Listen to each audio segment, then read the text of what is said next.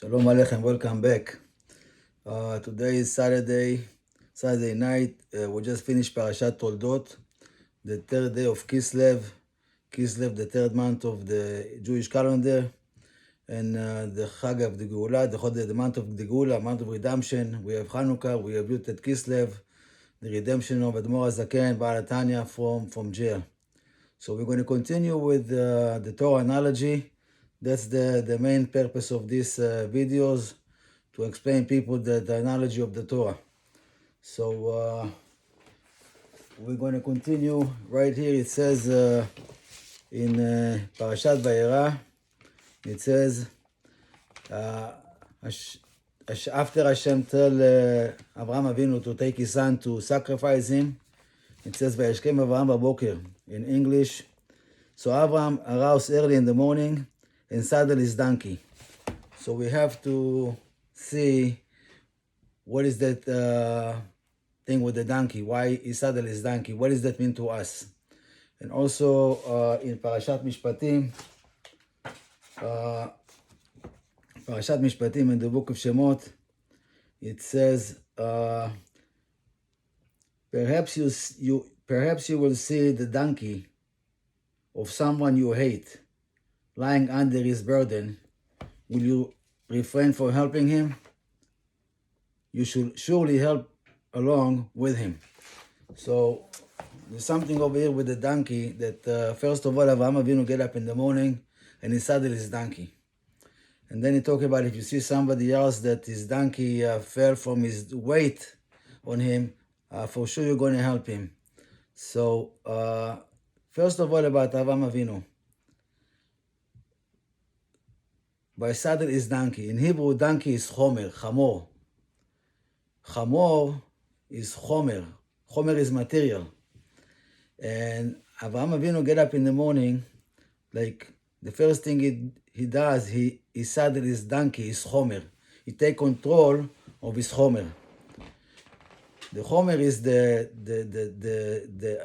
soul, the natural soul that give life to the body. The Jew we have two different souls. One is the godly soul, and one is the natural soul, which we call the animal soul, which the body take over. The body want material things, the life things, pleasure of the world, nothing to do with godliness, have nothing to do with anything that's got to do with spirituality.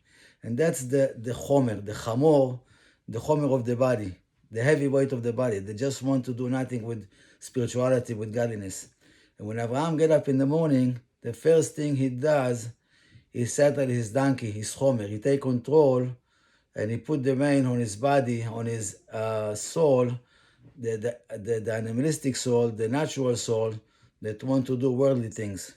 So that's what we learn over here, that we have to be purifying our body to train the body to want only worldly, godly things, and not to go after the pleasure of the world that the body wants. The same thing in the second thing with Parashat Mishpatim. It says about when you see the donkey of your friend, are you going to help him? This is you again. It's talking about yourself. And the Baal Shem Tov says over here, this is from the book Yom Yom, 28 Shvat, the 28th day of the month of Shvat. The Baal Shem Tov said, when you see the chamor, when you see the donkey, when you carefully examine your chomer, yourself, your material, and you see how your body hates spirituality, the chomer, hate your divine soul that is in you, doesn't want to do anything with the divine soul, so just the chomer is hating it. And that's the lesson from this. This is what the analogy of that parasha, the wording of Avraham Avinu. And this is how you make a Sefer Torah, how you make from yourself a Sefer Torah. You make from yourself a mezuzah. To make a Sefer Torah, they take the hide of an animal, and there is a lot of work to do until they can write, to be purifying it, to make a Sefer Torah. And a person who wants to see godliness have to start purifying his body, like one level at a time. You have to start at some place. You have to start. It's a catch-22.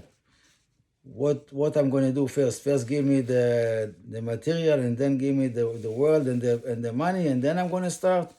Or there is enough belief in spirituality first, and then you're going to see the results. It's like this week parasha that it says that Yitzchak, he was sowing in the country and he reaped 100-fold. So all our Torah and mitzvot is that we're sowing in the earth, we're sowing here Torah and mitzvot. We mezakech the world, we purifying the world, first of ourselves, and second also to bring godliness over here, so we can have the Hashem show Himself in the world over here and bring Mashiach.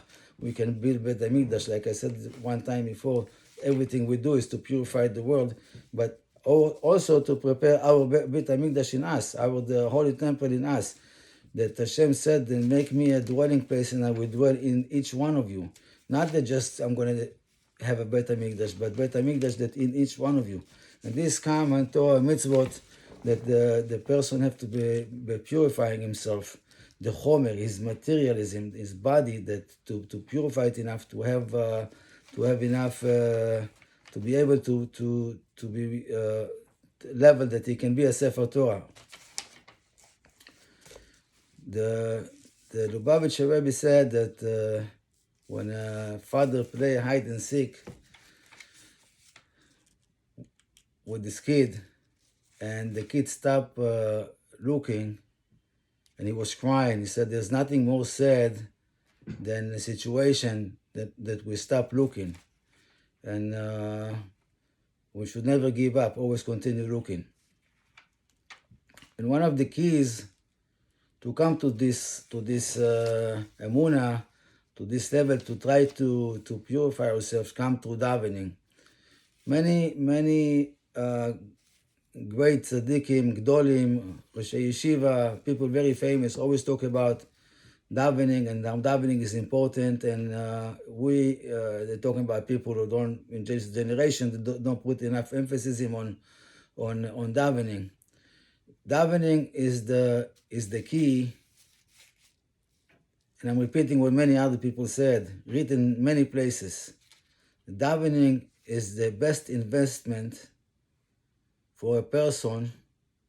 If you never daven before, if you daven already, if you're going to shul, you don't go to shul, the key to start with everything is the davening.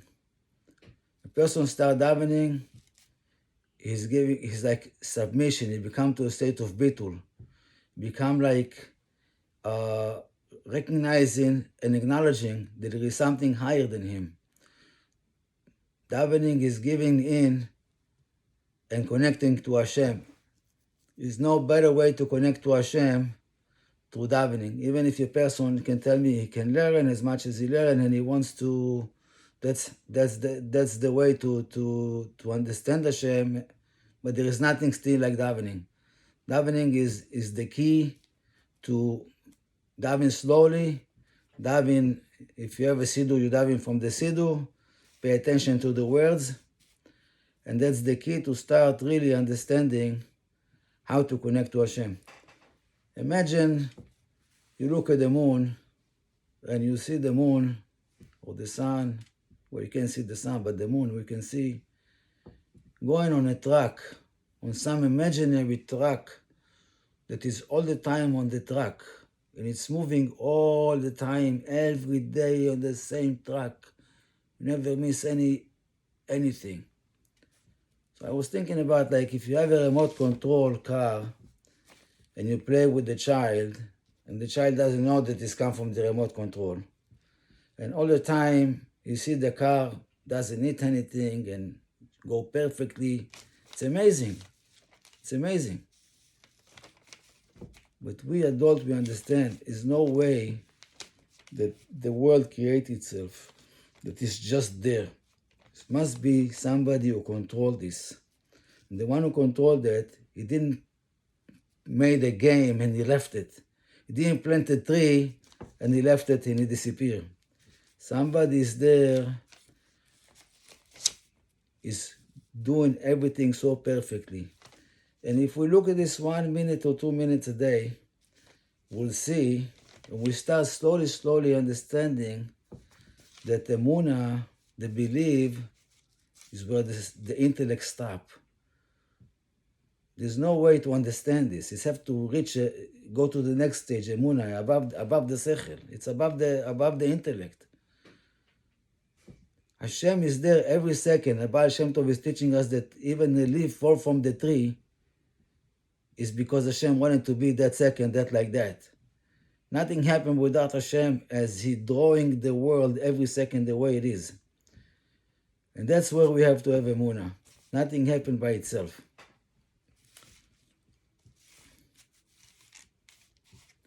There is something that they call Doctors Without Borders. I think that we can take a lesson from this also, analogy from that. Everything, Baal Shem Tov said, everything we see, we hear, everything we come in touch is something for us to learn how to serve Hashem. So Doctor Without Borders is a thing we have to adapt to ourselves. How we can fix ourselves without any borders. Anything that can be done, anything can be helped. Anything that we can imagine that we can do to help ourselves. It doesn't have to be written, doesn't have to be in the newspaper. Everything that a person can think that he can help himself to better himself, to perfect himself. Let's say that you take a hide from an animal and you're going to write a Sefer Torah on it. And there's a regular system how you do it. And you can imagine something that you can do better now. There's things to imagine all the time renewing the world. Do it. There's different books, different rabbis, different stories, everything that can help you in your imagination. Doctor Without Borders, it's you. Help yourself.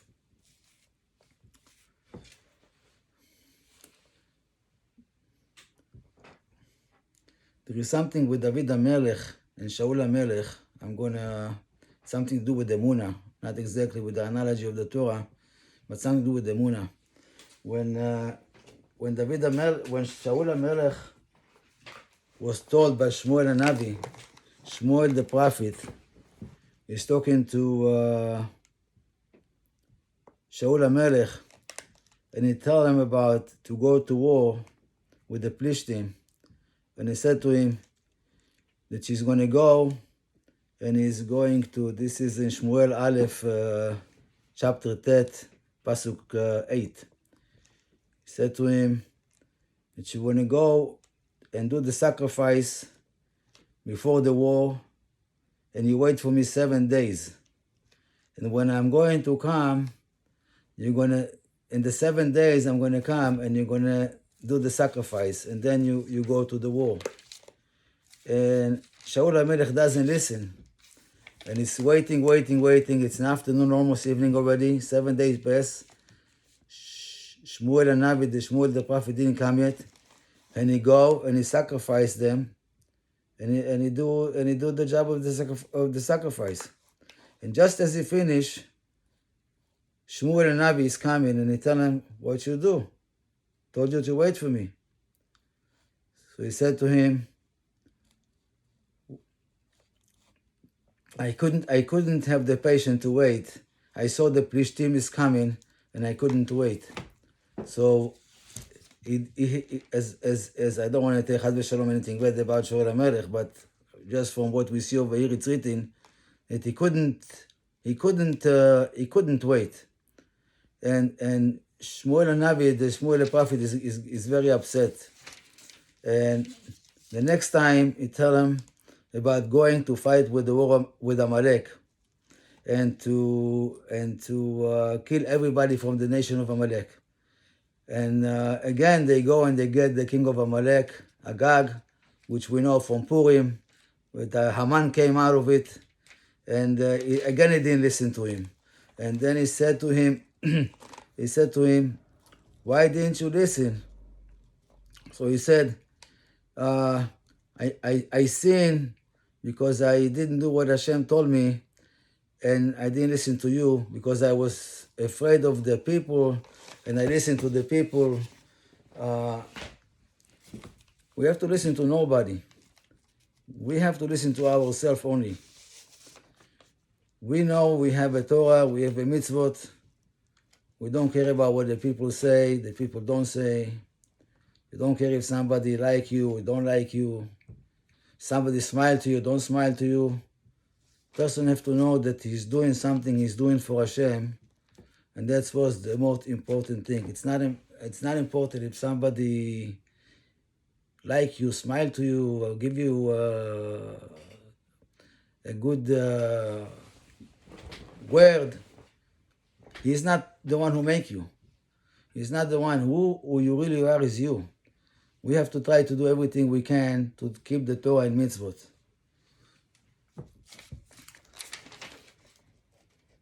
There is another thing about an analogy that I want to mention. It's in the Haftorah of Parashat Chayei Sarah.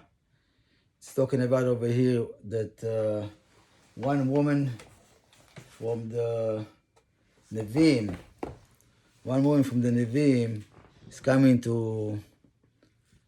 is screaming to Elisha Hanavi, and she said that the Noshe come, like the landlord coming to take her 2 children to a servant. So explain Chassidut that the one woman is the soul of a Jew that is feeling lost and don't feel the Hashem anymore.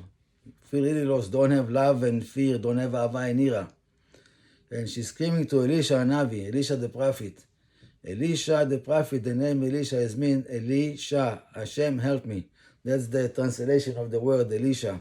Hashem help me. So she's screaming to Hashem. She say, the Noshe coming to take my children, my Ahava and Ira, I have nothing left. And the Elisha Hanavi is asking her, like, what do you have in the house? And she have, I have nothing but a drop of oil, So that drop of oil is the Pinta Leid, the little neshama of the Jew that connected to Hashem that can never be lost. And then he said, and then he answered to her, if that's all you have, start filling up this oil in empty vessels. It's very important for a person to feel that start doing Torah and mitzvot. That will start filling up the cup and build up the stamina for Ahava and Ira.